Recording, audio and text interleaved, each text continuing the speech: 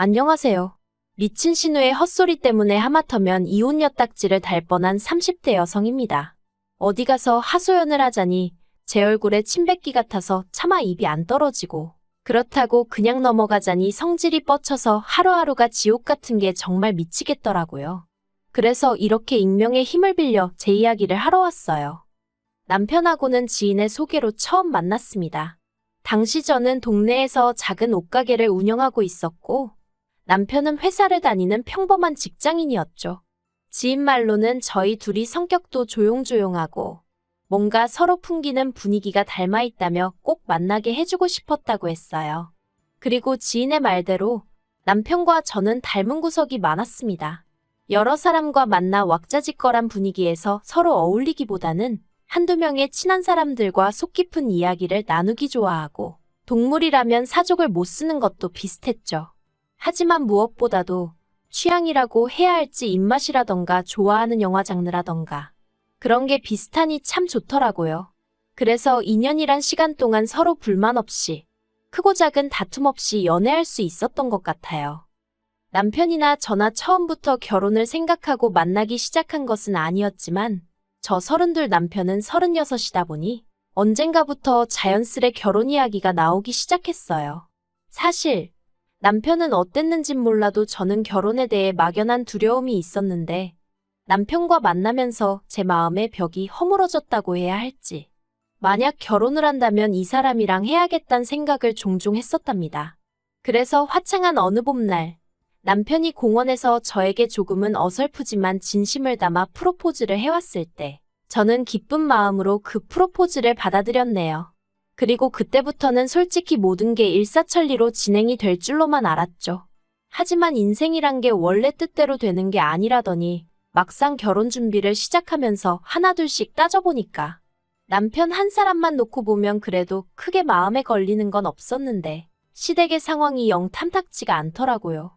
일단 남편의 가족관계만 두고 보자면 아버님은 남편이 어렸을 때 일찍이 돌아가셨고, 이후로 어머님과 누나 그렇게 세 식구가 서로 의지하며 살았다고 들었어요. 특히 남편하고 신우는 8살이나 차이가 나다 보니 어머님만큼이나 신우도 고생을 많이 했다대요. 그래서 남편은 말끝마다 우리 불쌍한 누나, 우리 누나가 고생을 많이 했지, 우리 누나 같은 사람이 없어, 뭐 이런 말을 자주 하더라고요. 그런데 솔직히 이게 그렇게 듣기 좋지는 않았습니다. 물론 남매 간의 우애가 좋은 건 응당 본받아야 할 일이고 칭찬받아 마땅한 일이지만, 고부 사이만큼이나 어려운 게 신우와 올케 사이라잖아요. 그러니 제 입장에선 만약에 신우랑 나랑 부딪히는 일이 생기면 남편이 과연 내 편만을 들어줄 수 있을까 하는 좀 유치한 걱정이 자꾸 되는 거예요. 만약 남편이 공평하게 한답시고 중재를 하려 든다거나 신우 앞에선 신우 편 들고 제 앞에선 제 편을 드는 식으로 처세를 한다면 그 또한 정말 짜증날 것 같았으니까요. 아무튼 남편이 어찌나 신우에게 애틋한지 부담스러웠던 게 사실입니다. 하지만 그래도 결국 남편과 결혼을 하기로 한 결정을 번복하진 않았어요. 당시 신우는 어머님과 대전에 살고 있었고 계속해서 그렇게 모시고 살 거라고 했기에 저희 부부와 그렇게 자주 만날 일이 있을 것 같진 않았거든요. 그래서 솔직히 살면서 신우랑 마주치면 몇 번이나 마주치겠나 싶어 더는 신경 쓰지 않기로 했던 거죠. 그런데 결혼식을 올리고 반년도 지나지 않아 또다시 생각지도 못한 상황을 마주하게 되었습니다. 남편이 지방으로 가게 되었거든요. 당시 남편이 다니던 회사는 작은 건설 회사였는데, 제가 회사 사정까지는 자세히 모르지만 전국 각지에서 일을 받아 한다고 들었어요. 그런데 이번에 남편이 맡게 된 공사는 누군가는 해당 지역의 관리감독역으로 가 있어야 하는 상황이었고, 회사에선 그 자리에 저희 남편이 가길 원한다대요. 처음에 그 이야기를 듣곤 정말 눈앞이 깜깜했습니다. 머리가 멍해졌다고 해야 할지. 왜냐하면 남편이 발령받은 지역이 저희 사는 곳에서 차로 왕복 6시간은 좋게 걸리는 곳이었으니까요. 그 거리를 차마 남편더러 매일같이 오가라고 할 순 없고, 이걸 어쩌지 싶대요? 그리고 아니나 다를까 남편은 당연히 그쪽 지역에 집을 얻어야 하지 않겠냐면서 저더러 한 달 안에 가게 정리해 그러대요.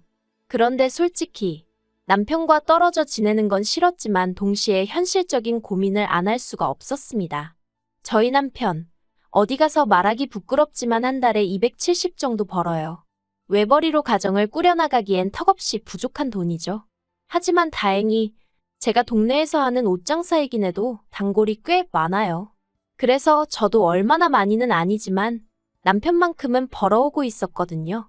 그러니 무턱대고 남편과 떨어져 있기 싫다는 이유로 제가 하던 일까지 접어가며 따라가는 건 아니다 싶대요. 까놓고 말해서 남편 따라 연고도 없는 그 지역에서 하루 종일 무슨 집 지키는 강아지 마냥 남편만 기다리며 살기도 싫었고요. 그리고 비록 지금 사는 집이 오래된 구축 아파트긴 했어도 엄연히 저희 명의였던 데다가 처음에 이사 들어올 때 신혼집 분위기 낸다고 리모델링도 싹 다 해서 들어왔어요. 그런데 이 집을 남한테 세를 주고 저희는 저희대로 지방에 내려가서 세를 얻어 산다. 솔직히 생각만 해도 짜증도 나고 속도 상하고 정말 내키지 않았죠. 그래서 며칠의 고민 끝에 남편에게 같이 가는 건 아닌 것 같다고 했어요. 나도 서운하고 섭섭하지만 당분간 주말 부부로 지내자고요. 그리고 다행이라고 해야 할지 남편의 반응은 비교적 덤덤했습니다. 그리고 아닌 게 아니라 얘기를 나눠보니 남편도 저랑 비슷한 생각을 했더라고요. 그러면서 남편이 자기가 능력이 부족해서 이런 일이 생긴 것 같다고 미안하다는데 솔직히 철없는 생각이지만 남편이 상사한테 말이라도 한번 해보면 안 되나 싶대요. 막말로 남편 회사 사람들이래봤자 많지도 않고 저희 결혼한 지 얼마 안 된 거 다 알 텐데 이런 시기에 지방 발령을 꼭 내야 하는 건지 한번 따져보라고 하고 싶었죠. 하지만 저희 남편 솔직히 그런 주변머리가 없어요. 그러니 위에서도 저희 남편을 꼭 집어 발령을 낸 걸지도요. 아무튼 저희는 이렇게 된 상황과 결정을 양가에 알렸습니다. 그리고 친정부모님은 하나뿐인 딸이 시집간 지 얼마 되지도 않아 대부분의 시간을 독수공방하게 생겼다며 몹시 속상해하셨어요. 하지만 시댁의 반응은 좀 달랐습니다. 며느리가 혼자 있게 된 것보다 남편이 마누라 없이 혼자 어떻게 생활을 하냐며 속상해하셨거든요. 아무리 팔은 안으로 굽는다지만 저랑 만나기 전에 혼자 내리 10년을 자취를 했던 남편인데 갑자기 저랑 결혼을 하고 나서는 제 도움이 필요하다고 생각하시는 게 좀 황당하대요. 하지만 황당한 이야기는 이게 다가 아니었습니다. 본격적으로 남편이 지방으로 내려갈 준비를 시작하고 얼마 지나지 않았을 때였어요. 어디서부터 이야기를 해야 하나 싶은데 신우에게는 아들이 하나 있습니다. 나이도 21살로 성인이에요. 왜냐면 신우가 시집을 꽤 일찍 갔어요. 아버님 돌아가시고 어머님이랑 고생하던 시기에 시매부가 신우한테 참 잘해줬었다나 봐요. 그래서 일찍이 결혼하고 시조카 낳고 그랬는데 시매부가 시조카 중학생 되던 해인가 여자가 생겼다며 이혼하자고 들더랍니다. 얼마나 그 여자한테 홀렸는지 자식이고 재산이고 다 필요 없다면서 도장만 찍어달라고 빌더라나요? 그래서 남편이 시매부를 쫓아가서 아주 두들겨 패놨었다는데 아무튼 그렇게 신우가 이혼하고 이후로 시조카를 혼자 키웠는데 문제는 어찌나 오냐오냐 키웠는지 한마디로 개념이 없어요. 하지만 무엇보다도 제가 시조카를 이토록 싫어하게 된 건 한 가지 찜찜한 일이 있었기 때문이에요. 결혼식 당일 원래는 남편 친구 둘이서 남편 쪽 축의금을 받아주기로 했었는데 시조카가 갑자기 그런 건 원래 가족 한 명 친구 한 명이 같이 해야 되는 거 아니냐며 딴지를 걸대요. 말이야 돌려 했지만 한마디로 남편 친구들을 어떻게 믿냐는 얘기였죠. 그리고 그 얘기를 듣고 남편이 크게 화를 냈어요. 자기 친구들을 뭘로 보고 그런 소리를 하느냐면서요. 하지만 옆에 있던 신우가 아주 틀린 말도 아니라면서 그러니까 그냥 깔끔하게 자기 아들이랑 친구 한 명이랑 돈 받으라 해 하는데 그래서 결국 자의반타의반으로 조정을 하게 되었죠. 그런데 며칠 뒤 남편과 제가 그날 고생했다는 뜻으로 남편 친구에게 밥을 사게 되었는데 어느 정도 분위기가 무르익었을 무렵 친구가 조심스럽게 이 얘기를 어떻게 해야 할지 모르겠다면서 그래도 알려주는 게 좋을 것 같다고. 시조카가 축의금에 아무래도 손을 댄 것 같다는 거예요. 자기가 급한 전화를 받느라 잠깐 자리를 비웠었는데 그때 시조카가 봉투 몇 개를 숨기는 것 같았다면서요. 아, 정말이지 그 이야기를 듣는데 심란하더라고요. 그래서 남편을 쳐다봤는데 남편 표정이 마치 뭔가 이미 알고 있는 사람 같았달까요? 그래서 그날 집으로 돌아오는 길에 아까 당신 친구가 한 말이 너무 신경 쓰인다며 남편 반응을 슬쩍 떠봤습니다. 그러자 남편이 실은 자기도 마음에 걸리는 부분이 있긴 한데 그래도 혹시나 자기가 잘못 생각한 거면 뒷일을 어떻게 수습하나 싶어 그냥 넘어갔다며 그냥 이 일은 묻고 가자대요.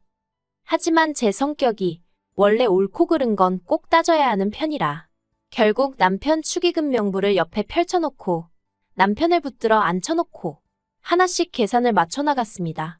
그리고 다 계산하고 나니까 정확히 40만 원이 비더라고요. 황당했죠. 40만 원이 얼마나 큰 돈은 아니지만 그래도 그 자리에 앉아서 돈에 손을 댔다는 게 어처구니가 없었달까요? 그런데 남편이 이 일은 신우한테도 시조카한테도 말하지 않았으면 좋겠다대요. 일 크게 만들어서 서로 좋을 게 뭐가 있냐고. 막말로 우리가 앞으로 시조카한테 우리 돈을 맡길 일이 뭐가 있겠냐면서 그냥 용돈 한번 줬다 생각하고 넘기자며 저를 계속 말리더라고요. 그래서 결국 저도 그냥 넘어가는데 동의했어요. 솔직히 증거가 확실히 있는 것도 아니고 저도 결혼한 지 얼마 되지도 않은 시점에 시댁 식구들과 얼굴을 붉히고 싶진 않았으니까요. 그런데 남편의 이사 날짜가 잡히고 나자 신우가 정말 골 때리는 얘기를 꺼냈습니다. 공무원 시험을 준비하는 시조카를 저희 집으로 보내겠다는 거였죠. 아무래도 대전보다는 서울에서 공부하는 게 더 유리할 것 같다면서 말해요. 당혹스러웠어요. 가뜩이나 시조카한테 감정도 좋지 않고 가능하면 말도 안 섞고 싶은데 하지만 이런 이야기를 구구절절 신우면전에 대고 할 수도 없는 노릇이니 그냥 남편도 없는 집에 시조카랑 어떻게 둘이 지내냐고 그랬어요. 싫은 건 둘째치고 불편해서 어떻게 둘이 사냐고요. 그리고 그건 사실이잖아요. 시조카 오면 보나마나 처음엔 안 그래도 된다고 해도 결국 뭐 좀 해먹여라 이거 해줘라 저거 해줘라 바라는 게 얼마나 많아질지 안 봐도 뻔할 뻔잔데 막말로 똥물에 꼭 발을 담궈봐야 똥물인지 아나요? 흙탕물도 찝찝하면 피해가는 게 상책인 마당에 게다가 남편한테나 가족이지 저랑은 피 한 방울 안 섞인 남남이고 어엿한 성인 남잔데 아무튼지간에 상상만 해도 불편해서 안 된다고 했습니다. 그랬더니 신우가 보이는 반응이 정말 가관이었어요. 저더러 결혼했으면 피가 섞였건 안 섞였건 다 한 가족인데 저야말로 가족을 상대로 무슨 생각을 하는 거냐면서 평소에 뭘 보고 듣고 살면 그런 생각을 할 수가 있냐는 거예요. 아니 요새 뉴스도 안 보나? 아무튼 싫다고 절대 안 된다고 했습니다. 그리고 한 3일은 잠잠하더라고요. 남편도 제가 신우랑 통화한 걸 알 텐데 가타부타 말이 없고 그래서 어쨌든 신우가 내 말 뜻을 이해했나 보다 다행이다 생각했죠. 그런데 그건 순전히 제 착각이었습니다. 그날도 평소와 다름없이 가게에 나갔는데 날씨가 더워서 그런가 유난히 손님이 없더라고요. 그래서 그냥 오늘은 가게 문을 일찍 닫을까 생각을 하고 있었는데 갑자기 신우한테 전화가 걸려오대요. 이걸 받을까 말까 고민하다 피한다고 평생 피해질 것도 아니다 싶어서 결국 전화를 받았습니다.